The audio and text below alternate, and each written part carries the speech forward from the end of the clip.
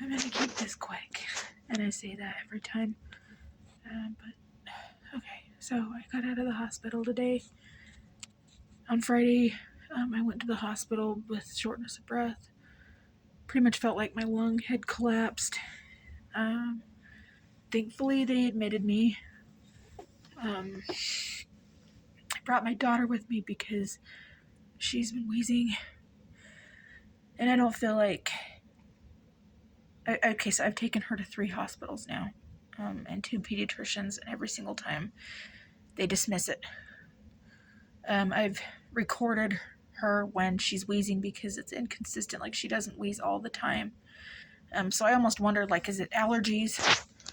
But pretty consistently, like, when there's a newborn and there's any type of breathing problem, they typically look into it, at the very least. I know this because I have a son that was born with pneumonia, and they took it very serious. Never once blew him off, and I'm grateful for that. They saved his life, With me, they also took it very serious. They said anytime there's a breathing problem, we have to investigate everything. They put me on oxygen. They gave me a CT scan. They monitored my heart. With my daughter, my infant, they put her on a monitor for 10 minutes. One of the hospitals gave her an x-ray of her throat because they think that she has laryngomatia. I'm actually the one that brought, told them about that because I Googled her symptoms. That's basically all they did. And what's really concerning is on Friday, her oxygen dropped all the way to 82 more than once. And they said, well, that's normal because she's fussing. Well, then she stopped fussing and her oxygen went up again. Oh, she's fine. See, she's fine. Okay, well, at the same hospital, when my oxygen dropped, they not only, kept me on a monitor, but they put me on oxygen, had a CT scan, all of that. So I uploaded a bunch of videos. My main complaint wasn't, that the healthcare industry was failing me necessarily, which they have. I'm going to go into my entire, history over the last 2 years and explain what's happened.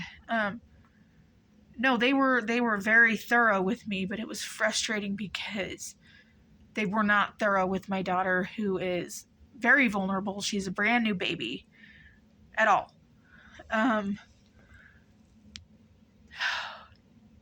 I voiced my concern. I just said, I'm frustrated with the situation. Like, I asked one of the nurses, I'm like, well, what if this was your kid? Like, how would you feel? And, she couldn't answer me. Next thing I knew, security was coming up and asking me if I had weapons, like I'm a terrorist. I'm like, no, I just stand up for myself. I'm sorry that threatens you. Fast forward, they had to change a shift. Everything was fine. The next day a caseworker came in and said, do you have any family that can come help you? And I reached out to my aunt. She was considerate enough to tell me that she had a cold and wasn't safe to come in. My mom, also, I decided not to have my mom come up because my mom has had a sore throat all week and saying that she's not sick.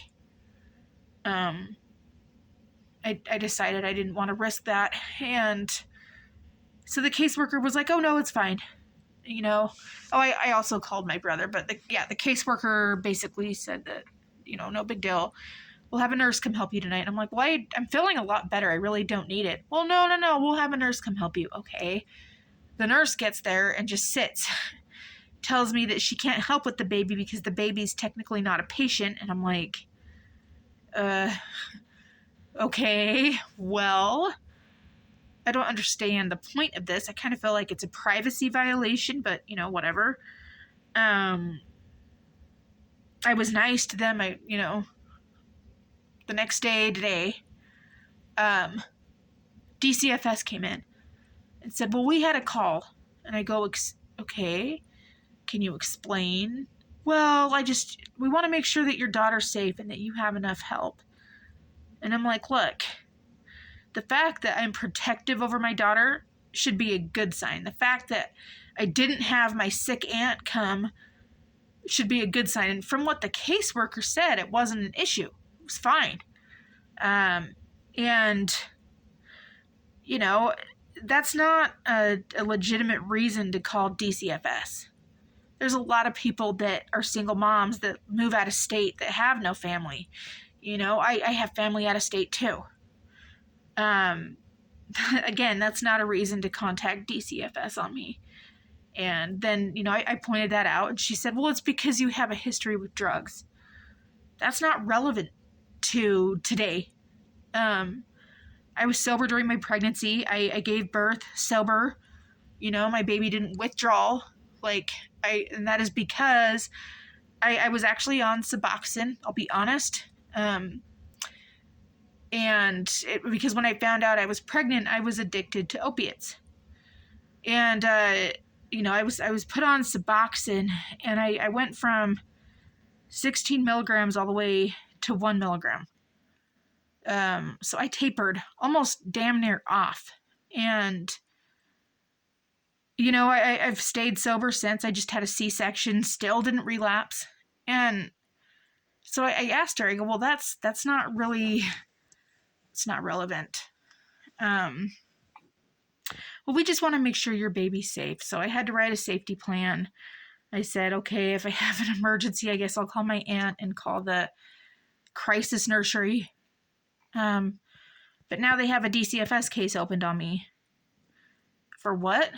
I don't know. I guess because I went to the hospital with a life-threatening condition that I had no control over. The reason I'm nervous about this is because I am not protected by the law. I have been violated by police officers. I had a police officer pick me up that smelled like alcohol, who, while I was pregnant, drove me to jail. Put me and my baby at risk, I believe. I can't prove this, but I'm pretty sure. I have been the victim of fraud on like so many levels. I can't even describe all of it right now, but I'm not allowed to report fraud. And I have that documented. I went into the bank and they said that I was not allowed to file an affidavit on my own bank account. Okay. I have a DUI from last year that I got while I was parked, and I had been parked overnight. My keys were not in the ignition. It's the first official charge the first charge I'm fighting. I have a history with addiction. I've always pled guilty. I've always just owned my shit. And I guess that makes me a bad mom. You know, I guess people that have money that I have a lot to say about. I'm not entirely sure, but my eyes have been opened to some people that I thought I could trust with my... I'll just put it this way. I'm not sure, okay? I don't have definitive evidence to prove the statement I'm about to make, but my eyes have been opened to certain people, and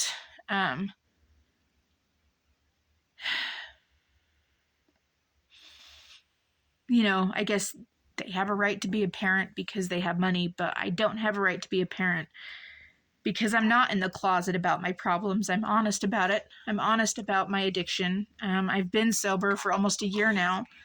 I've always been honest, and I stood up for myself at a hospital when I almost died, and now I have a DCFS case against me. I didn't get violent. I was calm. I got upset, but I recorded the entire conversation. I asked the nurse, I said, would you want your kid treated like this? For some reason, that threatened her because security came up. It's like, I think I have a right to ask. So my point right now is I need help. I need a way out. Um, I need to know where I can get adequate health care. I'm not necessarily complaining about my hospital experience, but I've noticed in the state I live, a lot of healthcare workers, like there's 3 or 4 of them that I see at every single hospital I go to. Interesting. Um, Whatever. I'm not saying they're necessarily like, I didn't have a horrible experience at the hospital I was just at. They treated me pretty good. Um, after kind of a rocky start, but I do not feel like they properly assessed my daughter. I've been to 2 other hospitals, pediatric, both of them, who just brushed it off. And I feel like respiratory issues should be taken seriously. They take it seriously with me. They took it seriously with my son. I don't feel like they took her seriously. And I also feel it's odd because I had a family member who hasn't wanted to come around for like over a year. All of a sudden, the minute I had a baby, decides to come over when she has a cold with no mask. She lied about having a cold. She said that she had allergies from her dog. And I pointed out, I said, you've had your dog for 10 years. So what, you just developed allergies? Oh, well, it's my husband's dog. And I'm like, I just don't believe that. I don't believe it, because then after that, my baby started to wheeze. And another person that, I'll just say this, more than one person, and actually a lot of people I've noticed since I've had my daughter, have been coughing, not wearing a mask, walking by, making statements, coughing loudly. It almost feels like they were intentionally trying to get her sick and then intentionally being negligent with her health care. I don't like to see my baby sick. I like to see her healthy. And I'll say this one time, my baby is not overwhelming to me. My baby is a wonderful baby. And I'm not a first-time mom. I've had 3 kids. She's my number 4. She is not overwhelming me. It's the fact that the people that I would look to normally for help in, a situation that I consider to be moderate, serious, I can't rely on them. I'm powerless. I can't protect my child. And that is a frustrating situation to be in. Now I have DCFS, and in normal circumstances, I wouldn't be worried, but in this world, like, it's a game. They can do whatever they want. There's no law. There's no justice. I'm not even convinced people really think for themselves anymore. I'll be honest. Like, I don't know. Since COVID, it's like I'm starting to look around and be like, okay, was there an apocalypse? From afar, it looks normal, but looking closer, it's almost like the world's fake. And people are negligent. It's like I'm at the hands of a psychopath. So what I'm asking is, the point of this channel is I want to find other people who still have empathy, who have access to proper medical care, who have access to, fair justice. Not that there is anymore in this country. I don't know. I've kind of lost faith in that. But I'm trying to find people to relate to me, like people that have been through this or who know where I can get help. I want to hear your stories, and I want you to hear mine. I hope that, there's somebody out there one day when hopefully I'm above water again, above surface. Like, I hope that my story can help people, but right now I'm kind of struggling to breathe, literally, and I'm looking for people that have been through this that can help me.